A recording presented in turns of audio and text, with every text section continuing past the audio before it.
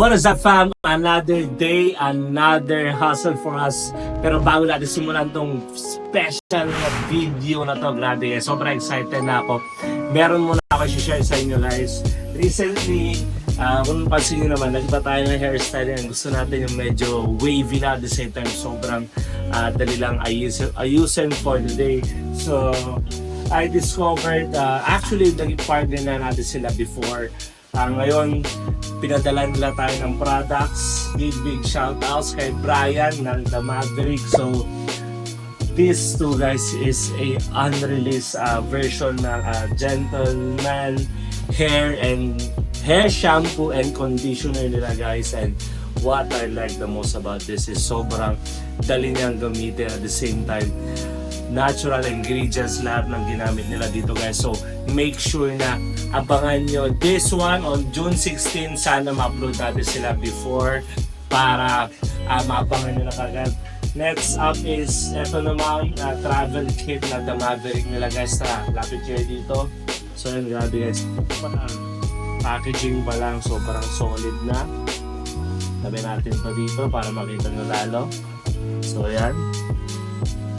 Comes with the paper and it comes with the 3 products, guys. So this one is one of their best selling na Gambit volumizing hair cream. So kung napapansin nyo, guys, kakagamit ko lang siya kanina and we're about to go.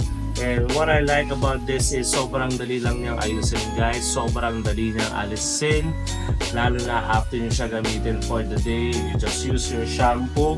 And yeah, that's it. Natural finish. You can adjust your style, your hold, your shine. Depende kung ilang pumps ang usually na ginagamit nyo. So sa akin, for this style, 2 blocks na taper fade. Gumamit lang tayo ng 1 to 2 pumps a while ago. At the same time, of course, syempre, tinapos natin siya with their most famous Pacific Sea Salt Spray to add more texture and style to your hair. So yan, guys, lalagay namin yung website ng The Maverick dito. I think nakasave pa rin sila for 6.6. So yeah. So yun na nga, guys, we are finally on our way. Medyo traffic lang, guys, pero grabe, sobrang excited na ako. Pupunta tayo ngayon sa Las Piñas, then pupunta tayo sa isang kaibigan natin. Pipick upin na natin finally, grabe. First in the Philippines, baby, let's go!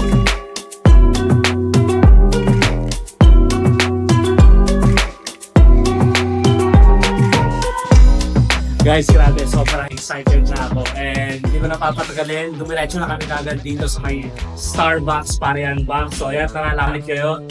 So this is finally it. Grabe, guys, dito pa lang sa numbering, alam mo na kagad. 15 of 75. As far as I know, we are first here in the Philippines. So ayan, sana natin kagad. Tara! Whew.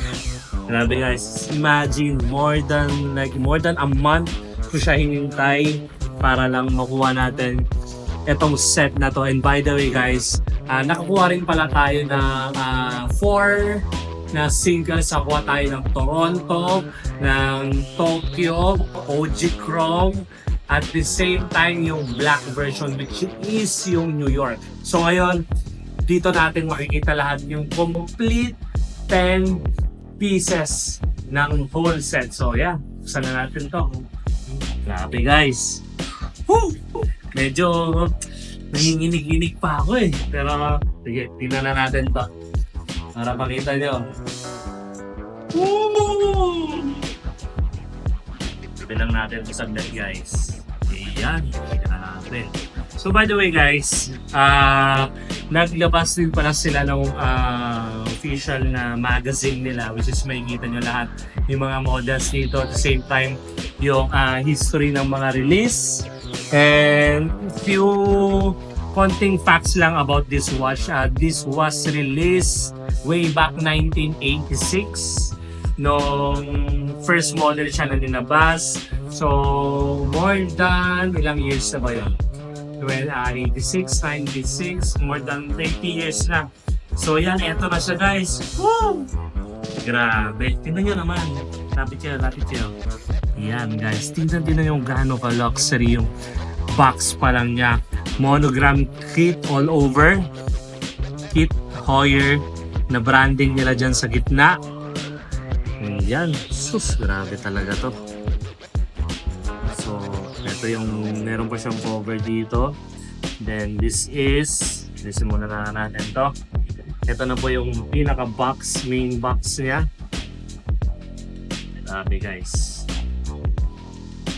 First in the Philippines. One of 75 yan. Grabe, ang daming, alam mo, ito may hirap dito, sobrang dami niyang lalagyan guys. Pero doon nyo rin naman makikita yung craft and art na ginawa nila. So yeah, here, makikita nyo yung manuals. And then, eto na nga. Ano nga bang sinasabi?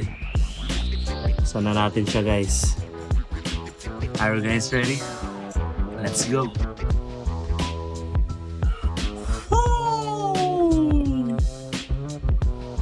First in the Philippines, one of 75. The complete set of Kit X Tag Heuer, the Formula 1 version. So as you can see guys, kompleto yung colorways including yung 2 exclusive na green and blue colorway which is nilabas lang sa mga Tag Heuer na stores. Diyan may kita nyo yung OG Chrome, New York, Toronto. I think this one is the Miami. Ito yung blue chrome, green chrome, Tokyo. And then, ito nakalimutan ko lang yung name nito eh. Pero yan, this is the complete set. Nakikita nyo yung warranty card niya dito. Kasama yan. Grabe guys.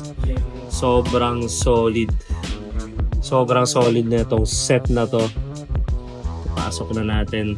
So yan, available siya sa atin. Actually, naka-reserve na kaagad tong unit na to sa VVIP natin. So, try natin i-vlog din on the way sa delivery natin. Siguro like 1 to 2 days from now dahil uwi pa tayo from La Union.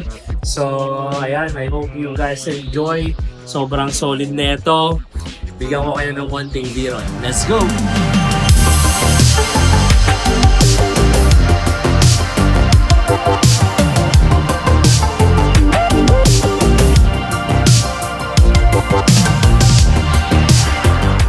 So yun na nga guys, we just came back all the way from Manila. So bago natin i-deliver ang ating Tag Heuer X kit, meron muna ako papakita sa inyo saglit guys.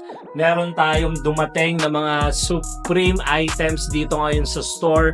So this is what you call the Supreme Supreme military bag. It came with the black and the red colorway. So yan, kasama rin natin tong nakuha sa Manila. And then meron pa tayong nakuha. So yan, meron tayong dalawang nakuha dito guys. Pakita natin sa kanila. So meron tayong nakuha Supreme na motion logo T in size XL guys. Still price lang natin dito sa store. Kung napapanood mo to, ibibigay lang natin dito sa vlog ng 7,000 pesos lang guys. Sobrang mura nito guys. Alam niyo ang mga motion logo T is way much more higher. At the same time, meron din tayong limited na collab na dumating dito. This is the North Face X Supreme in large size. So yan guys, alam nyo naman TNF and Supreme pang nag-collab yan, automatic, grabe, hype talaga siya guys. Actually napapaisip na akong ipiperso ko pero yan, sobrang nice ng pizza to and bihira na kayo makakita neto. So large size dito, tapos XL naman dun sa Supreme na motion logo T.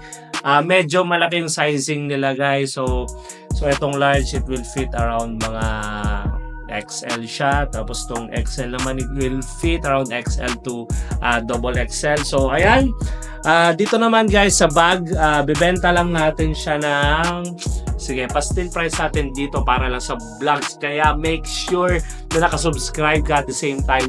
I-click mo na rin yung like button na yan. So for this one, bebenta lang natin. Sige, pa-still price na rin natin para sa inyo. 7,500. Screenshot mo lang to tapos send mo sa amin via Facebook or IG. So yan, nagpe-prepare na ako para sa delivery nung Kid X Tag Heuer 1 of 75 first here in the Philippines. So kaya tara, samahan niyo ako. Let's go!